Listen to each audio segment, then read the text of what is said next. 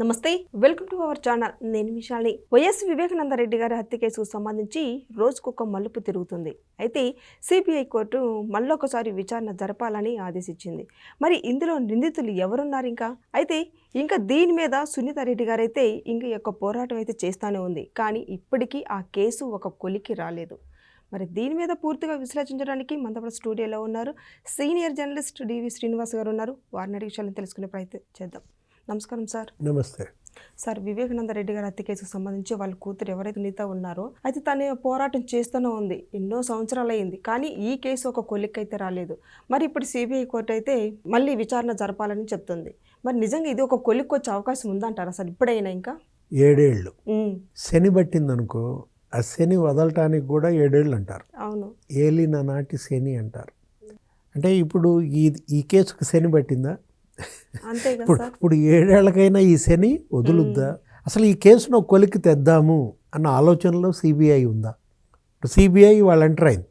2 ఏళ్ల తర్వాత మళ్ళా వివేక హత్య కేసు దర్యాప్తు చేయడానికి సిబిఐ బృందం పులివెందుల, కడప వచ్చారు. రామ్ సింగ్ ఉన్నాడా? ఎస్పీ రామ్ సింగ్ గతంలో ఆయన మీద కేసు పెట్టారు, బెదిరించారు. చేయలేని పరిస్థితులు అతను మార్చింది సుప్రీంకోర్టు కూడా. ఇంకొకరిని ఎవరినో వేసింది దర్యాప్తు అధికారి. అంటే ఇప్పుడు సుప్రీంకోర్టు, సిబిఐ ట్రయల్ కోర్టు ఇచ్చిన ఆదేశాలని ఓకే చేసింది. ఏది? ఈ కేసు అర్జున్ రెడ్డి లేకపోతే భరత్ యాదవ్ వాళ్ళ యొక్క కాల్ రికార్డ్స్ వాట్సాప్లో వాళ్ళేంటి, హత్య జరిగిన రోజు 2019 మార్చి 14, రేపు మళ్ళీ మార్చి 14 వస్తుంది. కరెక్ట్గా 7 ఏళ్ళు కంప్లీట్ అయిపోతాయి అన్నమాట.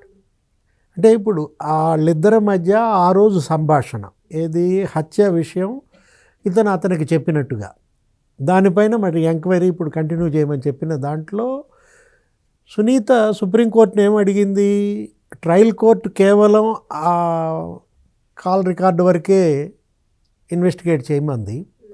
కేవలం వాళ్ళిద్దరి కాల్ రికార్డ్స్ ఇన్వెస్టిగేట్ చేయటంతో పాటుగా ఇంకా దీనిలో ఇన్వెస్టిగేట్ చేయాల్సిన వాళ్ళు ఉన్నారు. ఎవరు? అవినాష్ రెడ్డి. ఆయన అసలు ఫోన్ ఇంతవరకు స్వాధీనం చేసుకోవాలి. ఎందుకంటే అసలు హత్య, దానికి సంబంధించిన అంశాలు వీటన్నిటిపైన ఆ ఫోనే వివాదాస్పదం. ఇప్పుడు ఈ కేసు ఈ మాత్రం ఒక కొలిక్కి వచ్చిందంటే, ఒక 7గురో ఏమో అరెస్ట్ అయ్యి జైలుకి వెళ్ళారంటే అంత టెక్నాలజీ ప్రకారం నిర్ధారించారు. గూగుల్ టేక్అవుట్ ద్వారా హత్యకి ముందు హంతకులు ఎక్కడ గెలిచారు, హత్య తర్వాత ఎక్కడ గెలిచారు, మొత్తం వాళ్ళ సాంకేతికతను ఉపయోగించి అంతా బయట పెట్టారు. అతను ఒప్పుకున్నాడు. ఎవరు? దస్తగిరి అప్రూవర్గా మారాడు. పలానా చోట గొడ్డలు కొన్నాం, నాకింత సుపారీ ఇచ్చారు, ఆ డబ్బు కొంత పలానా చోట ఉంది అంటే డబ్బు కూడా దొరికింది, ఆయుధం కూడా స్వాధీనం చేసుకున్నారు. కదిరి దగ్గర గొడ్డలి కొన్నారని. ఇప్పుడు ఆ ₹1 కోటి డబ్బులో మరి కొంత 70 లక్షలు ఏమో మున్నా దగ్గర ఎక్కడో పట్టుబడ్డాయి. అంటే ఇది 40 కోట్ల సుపారీ. అంటే 40 కోట్ల సుపారీ ఇచ్చే స్థాయి అవినాష్ రెడ్డికి ఉందా? భాస్కర్ రెడ్డికి ఉందా? అసలు దీన్ని ఎలా ట్విస్ట్ చేశారు, ఎన్ని కట్టుకథలు చెప్పారు? దగ్గర ఒక 9-10 కథలు అల్లారు. వివేక హత్యను ఫస్ట్ గుండెపోటు అన్నారు, ఆ తర్వాత ఏమన్నారు, ఇది బెంగళూరు భూమాఫియా తగాదా అన్నారు, ఆ తర్వాత ఏమన్నారు, దీంట్లోకి వచ్చేసరికి నీకు వివాహేతర సంబంధాలు అన్నారు. ఇప్పుడు జగన్మోహన్ రెడ్డికి అసలు ఈ హత్య గురించి ఎప్పుడు తెలుసు? దానిపైన అసలు మరి సిబిఐ దర్యాప్తు చేసిందా? ఇంతవరకు జగన్మోహన్ రెడ్డిని పిలిచిందా? ఇప్పుడు షర్మిలను ఎంక్వైరీ చేసిన వాళ్ళు, సౌభాగ్యమని ఎంక్వైరీ చేసిన వాళ్ళు మరి జగన్మోహన్ రెడ్డిని ఎలా వదిలేస్తారు? ఆయన ఎందుకని పిలవలేదు? అనేక సందేహాలు లేవనెత్తింది సునీత. ఇవన్నీ కూడా కలిపి విచారణ చేయమంటే ఇక సుప్రీంకోర్టు ఏమని చెప్పింది? అప్పటికే సుప్రీంకోర్టు సిబిఐతో విసిగిపోయింది. సిబిఐ గోడ మీద పిల్లిలా బిహేవ్ చేస్తుంది. మీరు చేయమంటే చేస్తాం, మేము మాత్రం ఛార్జ్షీట్ వేసాం అంటే కేసు క్లోజ్ చేశారా అంటే దానికి సమాధానం చెప్పారు. గతంలో సిబిఐని పంజరంలో చిలక అనేవాళ్ళు. అవును. అప్పుడు పివి నరసింహారావు లేకపోతే మన్మోహన్ సింగ్ కాంగ్రెస్ అధికారంలో ఉన్నప్పుడు. ఇప్పుడు గోడ మీద పిల్ల. అంటే ఇప్పుడు మీకు నిజంగా ఈ కేసు ఒక లాజికల్ ఎండకి తెచ్చామన్న ఇది ఉందా? ఎందుకంటే ఎస్పీ రామ్ సింగ్ మీద కేసు పెట్టారు, అతను జైలుకు పంపాలని చూశారు. ఆ కేసు పెట్టినాడు పరిస్థితి ఏంటి? ఆ పిఏ కృష్ణారెడ్డి. ఆ కేసు ఏమైంది?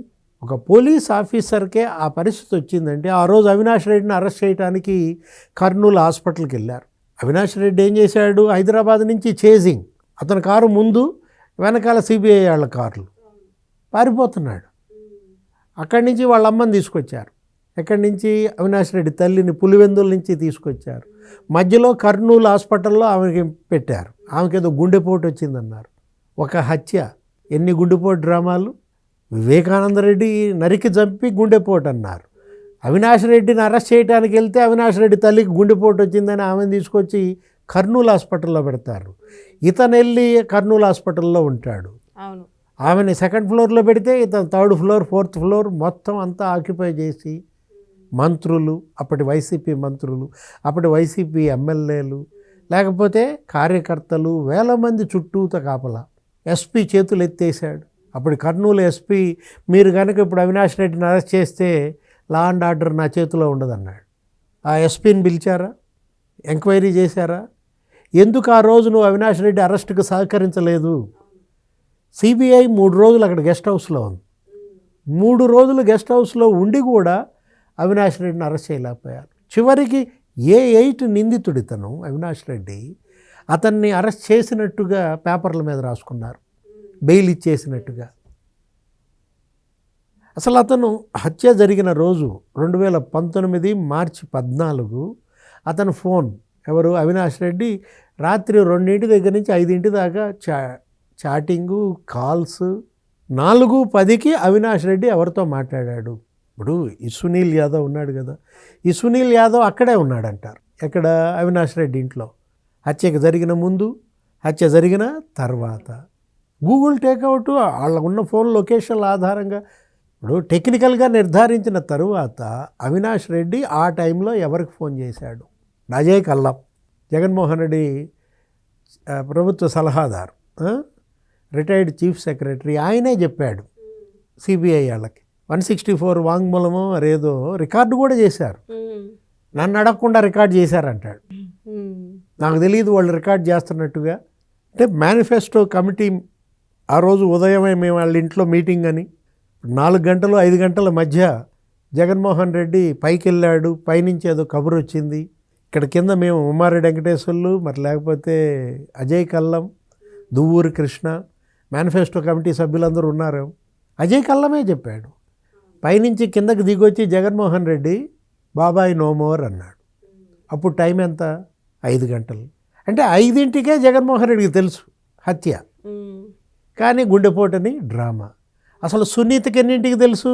అసలు ప్రపంచానికి ఎన్నింటికి తెలుసు? 6:30 దాకా తెలియదు. 6:40కి ఆమెకి తెలిసింది. అంటే ఇంతగా ఈ హత్య కేసుల్లో ఇన్ని ట్రిక్కులు, ఇన్ని ఎత్తులు, పై ఎత్తులు, హంతకులు ఇప్పటికీ బయటే ఉన్నారు. జగన్మోహన్ రెడ్డిని పిలిచి విచారించాలి, జగన్మోహన్ రెడ్డి భార్య భారతీ మేడంని విచారించాలనేది ఇవాళ సునీత డిమాండ్. కేవలం అర్జున్ రెడ్డి, లేకపోతే ఈ సునీల్ యాదవ్, భరత్ యాదవ్, అతనెవరో మహేంద్ర యాదవ్, భరత్ యాదవ్ తమ్ముడు, వాళ్ళని కాల్ రికార్డులు అంతవరకే మీరు విచారిస్తే ఇవాళ సిబిఐ ఎట్లా కుదురుద్ది? అంటే మొక్కుబడి విచారణ. ఇప్పుడు సునీత అడుగుతోంది, ఏమని అడుగుతుంది? ఇంకా సుప్రీంకోర్టు ఏమందంటే, మీ దగ్గర ఇంకేమైనా ఆధారాలు ఉంటే మీరు సిబిఐకి ఇవ్వండి, ఆ ఆధారాలపైన కూడా విచారణ చేయొచ్చు. ఆ ఒక్క విషయం మరి దాన్ని పట్టుకుని మరి సునీత రేపు సిబిఐ అధికారులను కలుస్తుందా? ఇప్పుడు ఇవాళ మహేంద్ర యాదవ్తో ఇవాళ నడుస్తోంది విచారణ. అతను ఎవరు? సునీల్ యాదవ్ తమ్ముడు. మరి వాళ్ళతో జరుగుద్ది. అర్జున్ రెడ్డిని కూడా పిలిపించాలా? ఎవరా అర్జున్ రెడ్డి? భాస్కర్ రెడ్డి అన్న కొడుక? అంటే అవినాష్ రెడ్డి వాళ్ళ అర్జున్ రెడ్డి, అది తెలియాలి ఆ రిలేషన్స్. మరి అర్జున్ రెడ్డి మరి ఓపెన్ అవుతాడా సార్? వీళ్ళ ద్వారా నిజాలు తెలిసే అవకాశం ఉందంటారా సార్ ఇప్పుడు? అంటే ఇప్పుడు సునీత రేపొద్దున మరి సిబిఐ అధికారులను కలిసి మరి ఆమె ఎంక్వైరీ ఏం కోరుతుంది, ఏ ఆధారాలు ఇవ్వబోతోంది, సునీత ఇచ్చే ఆధారాలను కూడా సిబిఐ తీసుకోవాలి. సుప్రీంకోర్టు చెప్పింది ఆ ఆధారాల ప్రకారం విచారణ మరి కొనసాగించాలి. అంటే రేపొద్దున ఎల్లుండి ఈ 2 రోజుల్లో సునీత లేకపోతే రాజశేఖర్ రెడ్డి, సౌభాగ్యమ్మ బాధిత కుటుంబం మళ్ళా సిబిఐ అధికారులని పులివెందుల్లో కలిసి మొత్తం ఫైల్ వాళ్ళకి ఇస్తారా? అనుమానాలన్నీ చెప్తారా? అవినాష్ రెడ్డి ఫోన్ స్వాధీనం చేసుకోండి, ఆ ఫోన్ని మరి ఫోరెన్సిక్ ల్యాబ్కి పంపండి, మొత్తం దానిలో వివరాలు ఉన్నాయి. లేకపోతే జగన్మోహన్ రెడ్డిని విచారించండి, భారతీ మేడంని విచారించండి, వాళ్ళకి ఎన్నింటికి తెలిసింది, వాళ్ళు ఎన్నింటికి పులివెందులు వెళ్ళారు. ఉదయం 5 గంటలకే హత్య గురించి తెలిసినప్పుడు మరి సాయంత్రం 5 దాకా జగన్మోహన్ రెడ్డి ఎందుకు వెళ్ళలేవు? ఉదయం 5 దగ్గర నుంచి సాయంత్రం 5 దాకా జగన్మోహన్ రెడ్డి ఫోన్ ఎవరెవరితో మాట్లాడాడు. అతను ఏంటి, గొలుసు కట్టు హత్యలు ఉన్నాయి, కొన్ని అనుమానాస్పద మరణాలు ఉన్నాయి. ఈ కేసులో సాక్షులుగా ఉన్నవాళ్ళు, వాంగ్మూలం ఇచ్చిన వాళ్ళు చచ్చిపోయారు. కల్లూరు గంగాధర్ రెడ్డి, ఆ కువైట్ గంగాధర్ రెడ్డి, అతని హత్య పరిస్థితి ఏంటి? అతనేంటి, ఈ కేసును కనుక అతని నెత్తి మీద కనుక వేసుకుంటే 10 కోట్లు ఇస్తామని వాళ్ళు చెప్పారని కూల్ డ్రింక్లో ఏదో రసాయనం కలుపుకుని అతను చనిపోయాడు.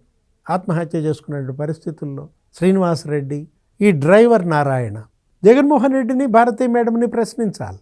ఈ కేసులో ఆ డ్రైవర్ అతని అనుమానాస్పద మరణం. ఎవరైతే జగన్మోహన్ రెడ్డి దంపతుల్ని రోడ్డు మార్గాన్ని తీసుకెళ్ళాడు, బాబాయిని కిరాతకంగా నరికి చంపితే హుటాహుటిన హెలికాప్టర్లో వెళ్ళాల్సిన జగన్మోహన్ రెడ్డి 8 గంటలు ప్రయాణించాడు. ఆ 8 గంటలు మరి జగన్మోహన్ రెడ్డి ఎవరెవరితో ఫోన్లో మాట్లాడాడు. ఇవన్నీ బయటికి రావాలంటే సిబిఐ దీన్ని మొక్కుబడి విచారణగా తీసుకోకూడదు.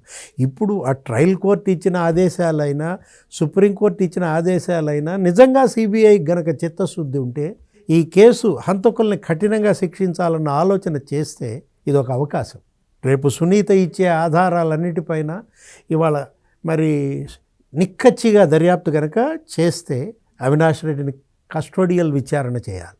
అవును, అవినాష్ రెడ్డిని కస్టడీకి తీసుకుని అతన్ని మరి 2-3 రోజులు కస్టోడియల్ ఎంక్వైరీ చేస్తే తప్ప ఈ కేసు ఒక లాజిక్ ఎండ్కి రాదు. Thank you sir. నమస్తే.